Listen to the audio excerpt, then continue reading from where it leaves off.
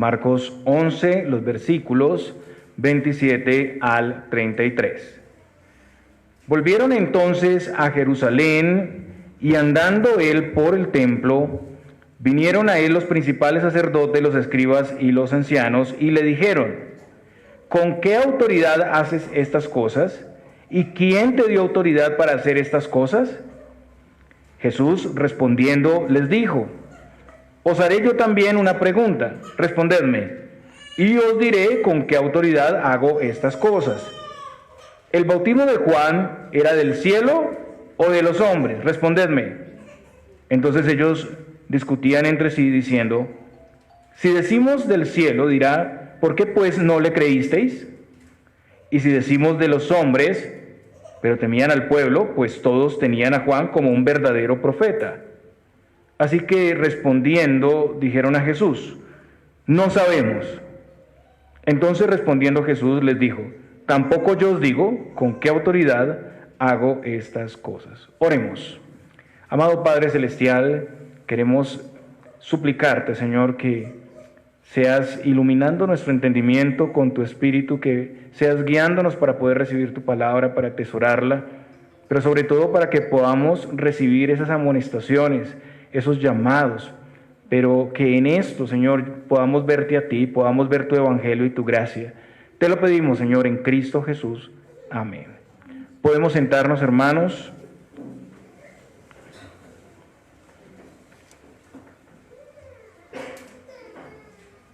Muy bien, hermanos, entonces seguimos exponiendo consecutivamente la palabra de Dios. Para los que nos acompañan aquí por primera vez o no han estado en este escenario de exposición de la Iglesia Cristo Fuente de Gracia, enseñamos la palabra de Dios, todo un libro completo hasta concluirlo texto por texto. Y estamos aquí en la parte final del ministerio terrenal del Señor. Este es el tiempo donde el Señor sería traicionado y entregado para ser llevado a la cruz. Vimos la entrada triunfal a Jerusalén, vimos la maldición de la higuera, luego la purificación del templo y algunas amonestaciones sobre la fe verdadera y la oración. Eso es lo que hemos visto en los pasados capítulos. Y ahí en ese último escenario sobre la verdadera fe y la oración veíamos el poder para servir y vivir de acuerdo al poder y la voluntad de Dios, una verdadera devoción que claramente Israel había distorsionado. Israel era visitado por su rey, era visitado por su Mesías, que venía a establecer su reino, pero ellos eran como una higuera frondosa, muchas hojas, mucho follaje, pero nada de fruto. Y el Señor fue a buscar en esa higuera fruto y no lo encontró. Y muestra de esto era que ellos habían convertido el templo en un mercado, en una cueva de ladrones. Por eso el Señor echó fuera a todos los que vendían ahí, volcó las mesas de los cambistas y les enseñó el verdadero propósito del templo. El templo era casa de oración para todas las naciones. Pero ante el llamado del Señor, en lugar de arrepentimiento, hubo resistencia a la autoridad. Incluso los líderes judíos querían matarlo, ya planeaban matarlo en ese mismo escenario. La purificación del templo fue un evento, hermanos, trascendental, algo que no pudieron resistir porque era algo legítimo, porque era Dios, porque era justo lo que se estaba haciendo. Y esto tiene que ver, esta enseñanza del día de hoy tiene que ver precisamente con la autoridad. Lo estudiamos en la escuela bíblica, ahorita lo vamos a ver aquí en la exposición de la palabra. En estos pasajes vemos las figuras de autoridad de Israel, un grupo que estaba en el Sanedrín preguntando precisamente sobre la autoridad y el derecho del Señor Jesús, cuestionando a Jesús sobre su identidad y lo que había pasado en el templo. El día de hoy vamos a hablar sobre la autoridad suprema del Señor y en esto vamos a ver la autoridad delegada a sus siervos, la diferencia entre los verdaderos y los falsos servidores y el discernimiento del pueblo de Dios en cuanto a sus servidores. En primer lugar leemos: volvieron entonces a Jerusalén. Estamos en el versículo 27, en la primera parte. Como vimos en pasajes anteriores, el Señor se hospedaba en Betania, seguramente en casa de su amigo Lázaro, y ahí con sus hermanas, pues él estaba con sus amigos ahí, iba a Jerusalén, volvía a Betania, y este era el lugar donde él reposaba. Eso está en Marcos 11:12 y Mateo 21:17. Betania estaba cerca a Jerusalén, y como también hemos estudiado, era el lugar donde se quedaban los peregrinos que venían a la Pascua. Recordemos que estamos en la semana final donde el Señor será sacrificado, y ese mismo escenario es el escenario de la Pascua. Entonces el Señor vuelve a Jerusalén. La primera vez fue después de la entrada triunfal el domingo por la tarde, donde solo entró y observó el templo. La segunda vez fue el lunes, donde echó fuera los cambistas y los vendedores. Y este es un evento repetido porque, según vemos en el libro de Juan, esto ya había ocurrido. Ya el Señor había estado en el templo y había hecho exactamente lo mismo, pero ellos no se habían arrepentido. Y en esta segunda oportunidad, pues el Señor hace lo mismo y ellos siguen otra vez en endurecimiento. Y hoy vamos a ver el tercer retorno al templo, el martes por la mañana, donde se habla del tema de la autoridad del Señor. Marcos sigue diciendo: y andando él por el templo, vinieron a él los principales sacerdotes, los escribas y los ancianos. Entonces, al llegar al templo, mientras caminaba el Señor, es abordado por los gobernantes. Y aquí se hace referencia a un lugar que es conocido con el nombre del Pórtico de Salomón. Eso está en Juan 10:23. Ese pórtico fue construido por el rey Salomón, estaba ubicado al oriente del templo y era un corredor con columnas de 10 metros de altura, donde las personas pasaban de continuo, y por eso era un escenario propicio para la enseñanza.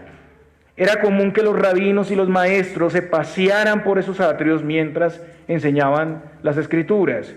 El texto paralelo, si ustedes pueden ver en Lucas 21, añade ese importante detalle.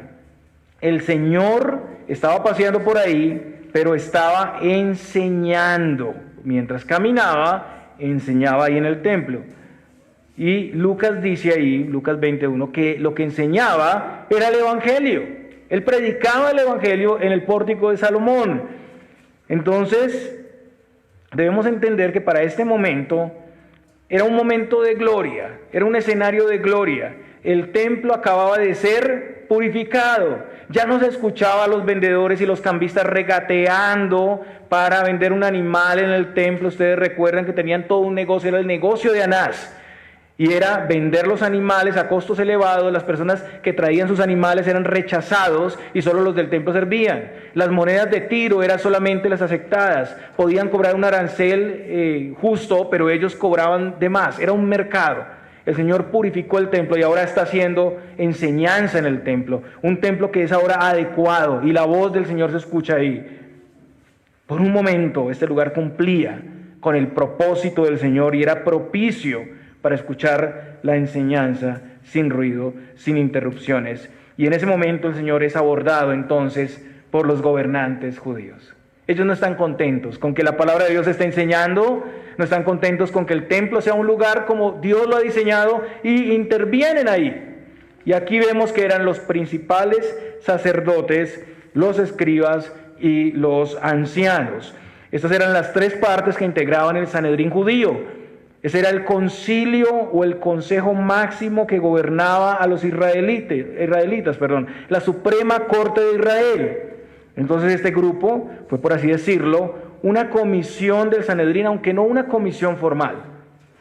Los sacerdotes estaban encargados del templo, eran mayormente los saduceos, que era un grupo separatista entre los judíos. Los escribas, en su mayoría eran fariseos, eran los copistas de las Escrituras. Su enseñanza era impartida tanto en el templo como en la sinagoga, y estaban encargados de la organización del culto en la sinagoga, y eran encargados de hacer la ley aplicable a todos los asuntos de la vida, pero a menudo cayeron en un legalismo terrible, un legalismo extremo. Y estaban los ancianos, que eran también gobernantes, dirigentes sabios, y que estaban también incluidos en el Sanedrín, el grupo de 71 ancianos que gobernaba Israel. Entonces este grupo de dirigentes judíos ve a Jesús en el templo y se acercan para cuestionarlo. Ellos estaban molestos, seguían molestos con todo lo que Jesús había hecho en el templo. A ellos no les interesaba el mensaje del Evangelio. Ellos solo estaban interesados en su negocio. Recordemos que el Señor había venido a su templo y había hecho una transformación en el templo. El Señor había expuesto el desvío que se estaba ejecutando en el templo, donde los encargados de la adoración estaban haciendo negocio, estaban aprovechándose de la devoción de los peregrinos para mantener ese negocio fraudulento. Ellos habían convertido la casa de Dios en otra cosa, una cueva de ladrones. Habían hecho difícil, lejano, el camino al Señor para los extranjeros y los pobres. Entonces el reclamo de estas personas a Jesús era porque amaban su poder, amaban su negocio, porque seguían insistiendo en mantener una mezcla entre la verdad y la mentira. Ellos querían ser autoridad para sí mismos, sin tener en cuenta el propósito y la voluntad de Dios. Una religión sin compasión, sin reverencia.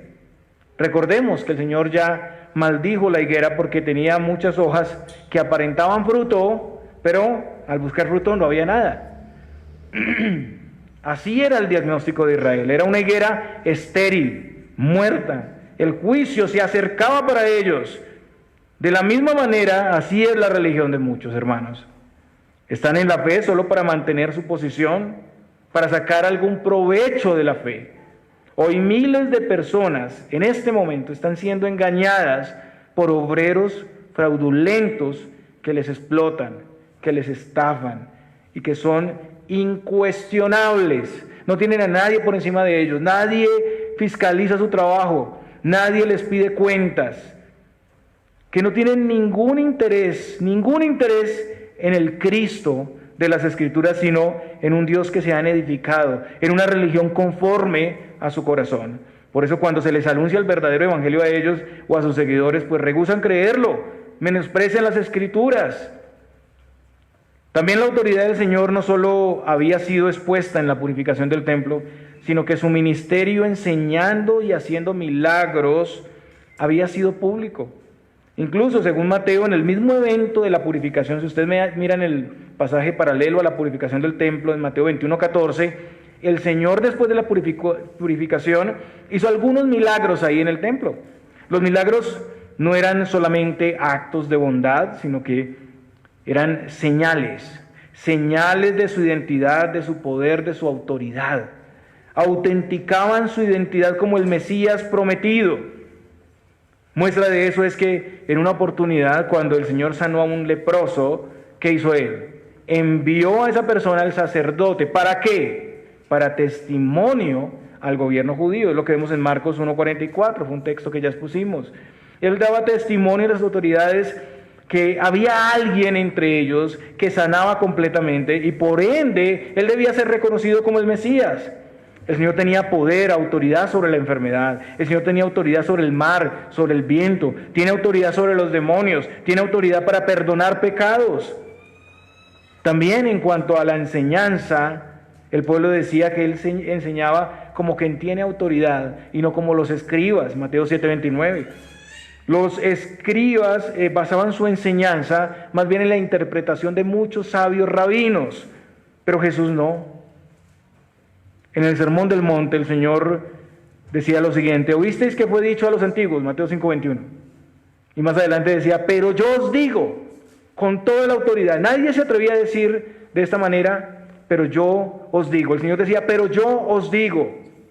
Él declaraba la verdad con toda autoridad.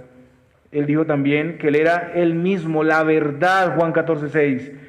Sin embargo, ellos no querían reconocer su autoridad. Estaban endurecidos, llenos de envidia y rivalidad. Y lo que le están exigiendo es dar más evidencia de su autoridad de la que se ha dado. Marcos dice, y le dijeron, ¿con qué autoridad haces estas cosas y quién te dio autoridad para hacer estas cosas? No eran suficientes las señales que había dado, no es suficiente la consistencia de su enseñanza. Quieren más, quieren ver sus credenciales. Y ellos no podían sencillamente limitarle por las vías legales porque estaba la guardia del templo, estaba la guardia romana afuera. Pero ellos no podían hacerlo, no podían mandar a esa guardia porque las multitudes se les oponían. Entonces, más bien buscaron atraparlo en una respuesta, buscaron desacreditarlo con el pueblo, poniéndole un dilema.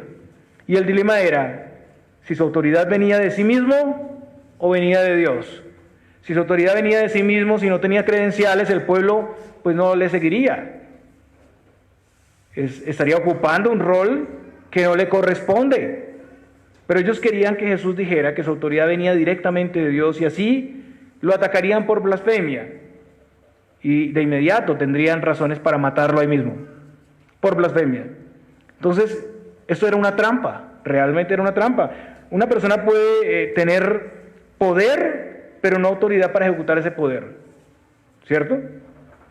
Una persona puede tener poder, puede hacer ciertas cosas, pero si no tiene la autoridad no puede hacerlas. Y eso pasa en todos los contextos. Pero Jesús, siendo Dios, tenía poder y tenía autoridad. Él verdaderamente era Dios. Él no dependía de nada para ejercer su autoridad. Él es el rey del reino, Él es quien establece a quienes están en autoridad. Pero ellos no le aceptarían.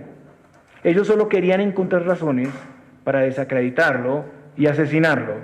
Y por un lado, podemos decir que fuera de la mala intención, la pregunta es pertinente para cualquier ministro.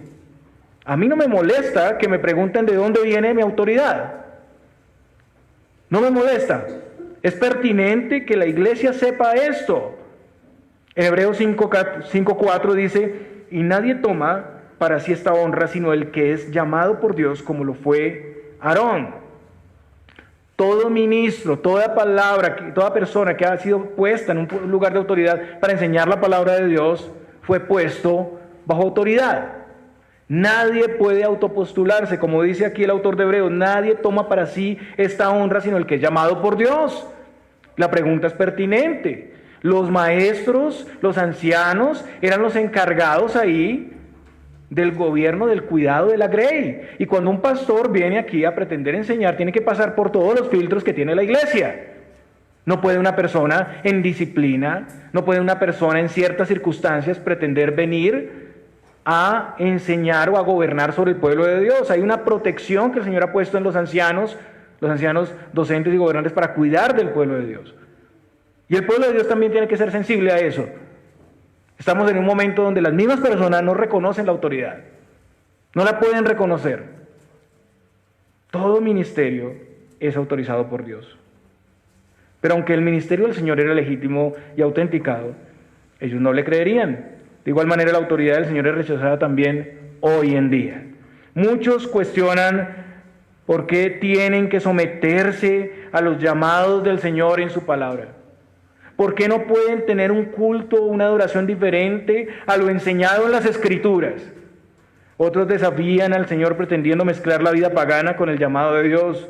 O sencillamente rechazan al Señor y la vida que los llama a vivir en su voluntad. Hermanos, el Señor sigue siendo cuestionado hoy en día, incluso por los mismos cristianos. Muchos no quieren su señorío, su autoridad en sus familias, ni en el mundo.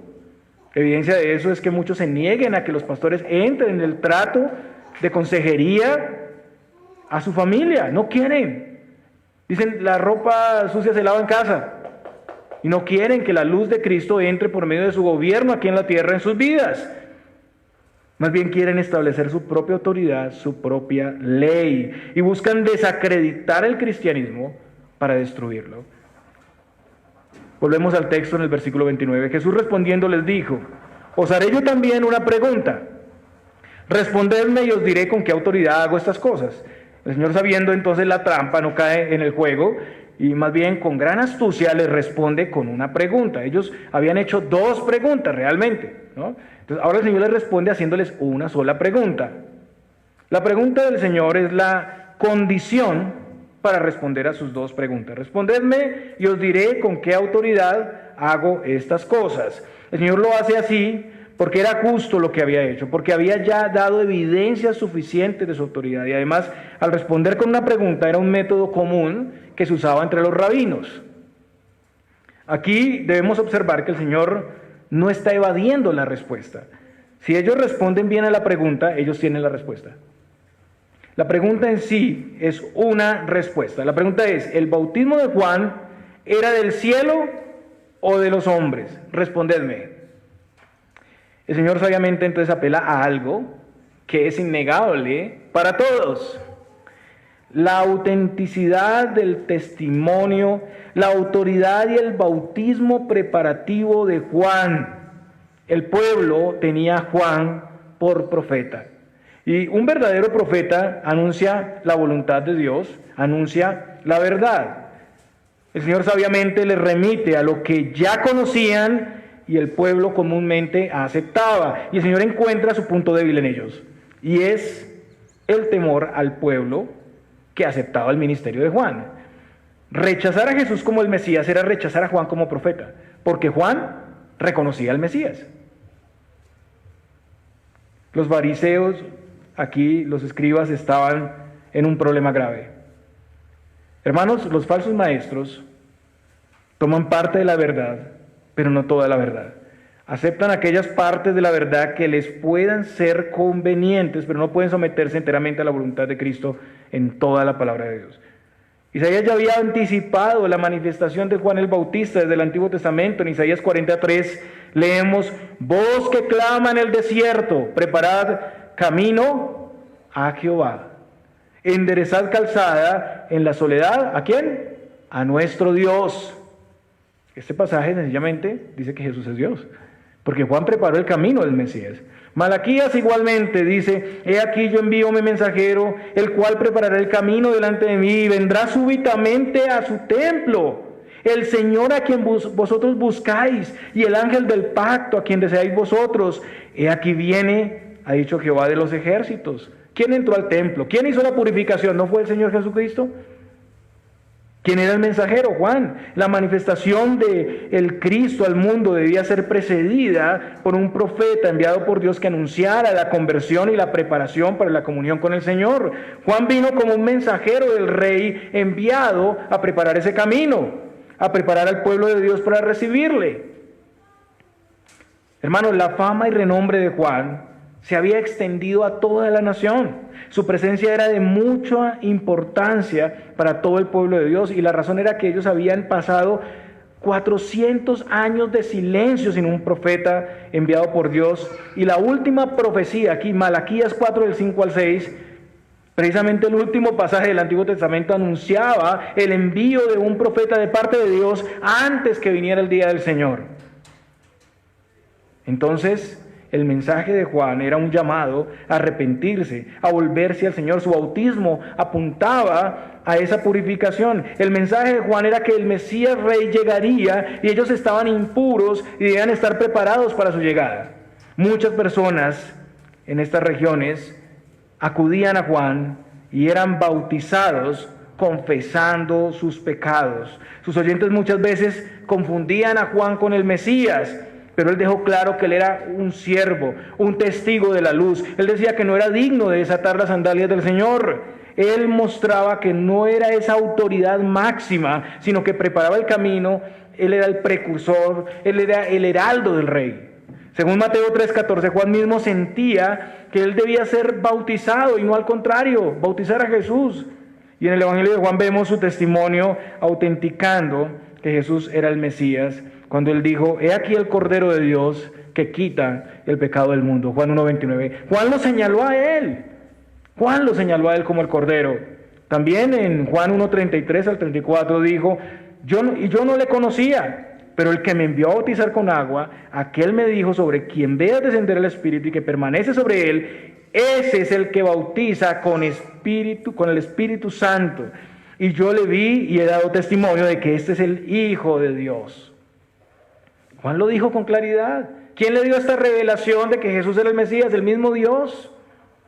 El bautismo del Señor fue un evento público también, un evento que Juan presenció y que Juan atestiguó, un evento donde el Espíritu venía y permanecía sobre él, ungiéndole, capacitándole para el ministerio que iba a ejecutar como profeta, sacerdote y rey. Juan 1:33. En ese evento Jesús fue señalado públicamente como el que lleva el Espíritu, que bautizaría con el Espíritu. El Padre en ese evento aprobaba a Jesús Ustedes recuerdan lo que dijo el Padre: este es mi Hijo amado en quien tengo complacencia. El Espíritu y el Padre están señalando, aprobando a Jesús como el Salvador de su pueblo. Pero además, todo este evento mostraba la autoridad de Jesús, el ministerio y servicio que oficialmente ejecutaría. ¿Por qué? Jesús fue bautizado por un sacerdote. Juan introdujo al ministerio público a Jesús. La respuesta estaba aquí en Juan, porque Juan fue el sacerdote que lo ordenó al ministerio. Y ustedes recuerdan, lo hemos visto, lo hemos estudiado ya muchas veces, que Jesús cumple una ley que era la ley del levita, o sea, la unción o la ordenación al sacerdocio. Y para cumplir con ese requerimiento de Dios con Israel, él hizo esto cuando fue bautizado por Juan, y eso está registrado en Números 8, del 5 al 7. Habían unos requisitos para que una persona pudiera ejercer el ministerio sacerdotal, pues Jesús fue ordenado al ministerio por Juan cumpliendo esos requisitos que están en Números 8:6, Números 4:30 y Números 8:7, que era tener 30 años, tener un llamamiento y ser ordenado por un sacerdote. Cristo era el elegido de Dios. Por eso el Señor dijo que tenía complacencia en él. Tenía 30 años en el momento en que fue a Juan y fue ordenado por un sacerdote, Zacarías. Era el papá de Juan, era descendiente de Zacarías. Él cumplió todos los requisitos. Entonces, el ministerio de Juan, en relación al Señor, revelaba mucho de su autoridad, mucho de su identidad. El punto central aquí es que el bautismo de Juan, todo su ministerio, había ya sido profetizado y su ejecución había sido recibida por la mayoría del pueblo. Para el pueblo, hermanos, Juan era un profeta. Y Juan claramente reconoció el ministerio y la identidad mesiánica de Jesús. Es más, lo ordenó para que él pudiera hacer su ministerio. Jesús iba a la región de Perea a ver cómo bautizaba o a acompañar a Juan en su bautismo, pero una vez que es bautizado, empieza su ministerio. El Señor Jesús no había hecho nada, sino que a partir de eso empieza su ministerio oficial, o sea, es ordenado. La autoridad de Dios sobre él para poder servir. Hasta el mismo Señor se sometió a la autoridad. Y a veces nos preguntamos, ¿cómo es que ahora algunos, incluso pastores, no quieren someterse a la autoridad de un presbiterio, a la autoridad de unos ancianos? ¿Cómo es que eso puede pasar cuando el mismo Señor Jesucristo se sometió a la autoridad? Y el pasaje dice, entonces, ellos discutían entre sí, diciendo, si decimos del cielo, dirá, ¿por qué pues no le creísteis? Y si decimos de los hombres, pero temían al pueblo, pues todos tenían a Juan como verdadero profeta. Ellos, hermanos, no son inocentes. Ellos tenían conocimiento de la verdad. Ellos, aunque habían conocido la veracidad del ministerio de Juan, pues lo estaban negando. Estaban siendo incrédulos. Ellos mismos se endurecían contra la verdad. Se negaban a aceptar lo que ya era revelado, lo que ya era claro. Porque Juan aprobó el ministerio de Jesús. Si decían que era de los hombres, el pueblo estaría en contra de ellos, al punto que Lucas dice, si miran Lucas 26, que podían apedrearles. Podrían apedrearle. Entonces la situación se daba una vuelta completa. Ahora ya no era Jesús el que estaba en peligro de muerte. Las cosas cambiaron. Ahora son ellos los que están en peligro de ser apedreados por negar la verdad. Y si se atrevían a negar que Juan era un verdadero profeta, estarían expuestos precisamente a la lapidación. El tema de la autoridad, hermanos, es algo muy claro aquí y en el resto de las Escrituras, en todas las Escrituras. El Señor Jesucristo tenía toda autoridad. El Padre y el Espíritu lo identificaron no solo con el bautismo de Juan, sino también en la transfiguración. Ustedes recuerdan donde además de decir que Él es el Hijo en el que tiene complacencia, dice, a Él oíd. Mateo 17:5. Y aquí una voz desde la nube que decía, este es mi Hijo amado en quien tengo complacencia, a Él oíd. A Él es que tenemos que escuchar. Él es quien debe ser escuchado. Debemos someternos a su enseñanza, a su voluntad. Y aquí con el ejemplo de Juan vemos también que el Señor ha dado autoridad a sus ministros. Juan es ese ejemplo de autoridad delegada. Nadie se autoestablece en el reino de Dios. El Señor es quien sabiamente pone a los ministros que hablan de Cristo y les reconocen. Incluso en el libro de Hechos vemos que es el Espíritu Santo quien los ha puesto como obispos para apacentar su grey. Por eso debemos tener respeto y cuidado a los ministros del Señor, porque fueron puestos por el Espíritu Santo, y rebelarse contra los verdaderos y genuinos ministros es rebelarse contra Cristo, es rebelarse contra el Espíritu de Dios. Nadie ha sido puesto en cualquier iglesia. Esta iglesia local y todas las iglesias tienen pastores que fueron puestos por el mismo Dios. Usted debe entender eso y debe creerlo. Es el Señor. Si alguien está en eminencia de una manera doctrinal, de una manera bíblica y coherente, esa persona ha sido puesto por Dios. Y es la autoridad de Cristo, es la palabra de Cristo la que ese ministro debe predicar. Nosotros, hermanos, no hablamos en nuestro nombre o por nuestra autoridad. Yo no tengo ese tipo de poder. Yo no puedo hablar en mi propia autoridad. Yo hablo en la autoridad de Cristo. Cada vez que me paro aquí con sumo temor y temblor, porque lo que tengo que decir es el consejo de Dios, que a veces a algunos les molesta. Los llamados y las amonestaciones que hacemos como ancianos, las hacemos bajo el poder y la autoridad de Cristo. Y usted debe tener temor a Dios en eso. Cada pastor enseña y habla de esa autoridad de Cristo. Juan es un ejemplo de un ministro en contraste con un verdadero ministro, en contraste con los líderes judíos que no reconocían a Cristo y establecían su propia forma de religión para su provecho. Los verdaderos ministros enseñan el consejo de Dios, enseñan la verdad. Un ministro jamás le llevará a usted a ir en contra de la autoridad establecida. Si alguien hace eso, ese no es un ministro de Jesucristo. Y el juicio viene pronto, porque se está rebelando contra Cristo. Y qué miedo, qué temor, hermanos, es caer en las manos del Dios vivo y ser enemigo de Dios. Eso es muy grave. Los enemigos del reino perecerán de la forma más tremenda, más impresionante, hermanos. Que nadie se atreva a levantarse contra Cristo. Y el sometimiento del pueblo de Dios es en el Señor siempre. Es a todo lo que sea conforme a Cristo. Usted no puede someterse a lo que no es conforme a la palabra de Dios. Por eso de esta enseñanza también se desprende el llamado, la atención que debemos prestar a los ministros que nos presentan fiel y constantemente la palabra de Dios. Es necesario atenderles y someternos, como dice la palabra de Dios, para que no hagan su trabajo quejándose, porque eso no es provechoso. Pero también como con los líderes judíos, el pueblo de Dios debe hacer una diferencia. Debe hacer una diferencia, hermanos. Si los ministros mismos incluso pasan por procesos disciplinarios, ustedes deben discernir la verdad, deben ir a favor de la palabra de Dios, no pueden dejarse engañar, porque nosotros estamos sometidos al Señor. Y si nosotros también nos desviamos de la verdad, debemos ser tratados. Y esto es algo que a veces no se le enseña a la iglesia, la importancia de que nosotros estamos sometidos a Cristo. Hay que hacer la diferencia. El pueblo de Dios tiene que discernir, tiene que rechazar a esos ministros ilegítimos que socavan la autoridad, que no se someten a nadie y peor, que no se someten al Señor. El pueblo de Dios debe aceptar y discernir la autoridad legítima. Un verdadero ministro está bajo autoridad siempre. El pasaje sigue diciendo, así que respondiendo dijeron a Jesús, no sabemos. Entonces, respondiendo a Jesús les dijo, tampoco yo os digo con qué autoridad hago estas cosas. Ellos al no poder responder, entonces dicen lo peor, dicen que no saben. Somos ignorantes. Eso es lo que hace el rebelde, ¿no? Prefieren decir que son unos ignorantes. Y realmente sí, estamos en ignorancia. Y eso era mentira aquí.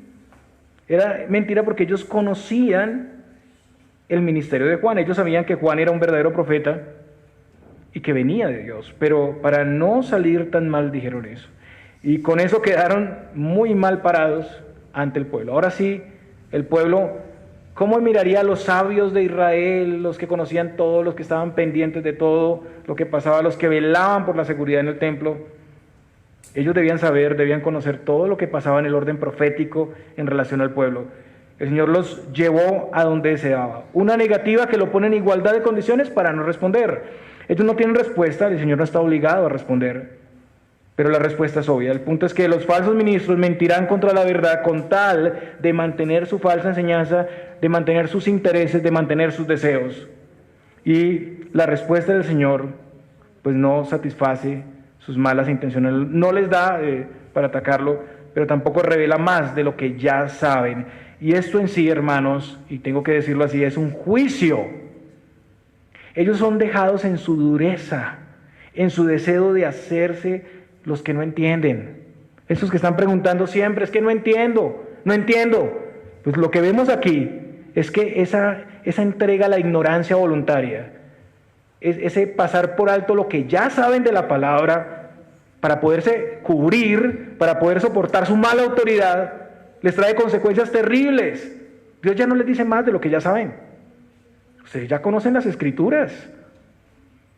No pueden cuestionar la palabra de Dios, ya la conocen. Interiormente ya saben, y es muy grave. Toda persona que está en la fe y está haciendo oídos sordos a la verdad, que ya han aprendido, están pasando, hermanos, un límite donde ya no serán más iluminados. Y estos sacerdotes se estaban acercando mucho a eso ya. Si el Señor no interviene regenerándoles y dándoles más luz, ellos quedarán en sus tinieblas y perecerán en sus pecados. Y eso significa sencillamente condenación. Hermanos, cuando hay muchos llamados, como vemos aquí, al arrepentimiento, y las personas no acceden, sean líderes, sean personas de la iglesia, y no se someten a la verdad, ya no queda más, hermanos. Son entregados a su propia ignorancia, a su propia terquedad, a su propio corazón. No pasemos esos límites, ninguno de nosotros, ni un ministro, ni una persona común.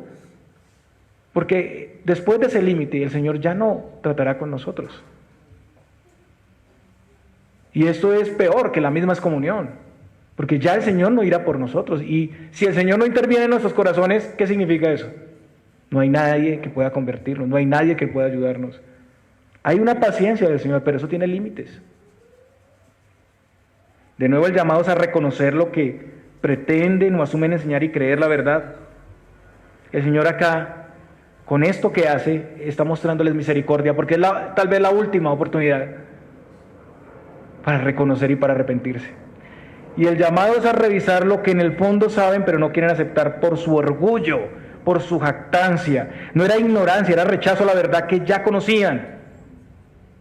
Y este es un mensaje para los ministros, para los pastores y ancianos, para que sean fieles, para que enseñen la verdad sin enseñorearse del pueblo de Dios, ni establecer cosas, prácticas, demandas que van en contra de la voluntad de Dios. Es un llamado a los ministros a someterse a otras autoridades, a ser enseñables y estar atentos a todo el consejo de Dios, señalando a Cristo como el Rey del reino, la cabeza de la iglesia.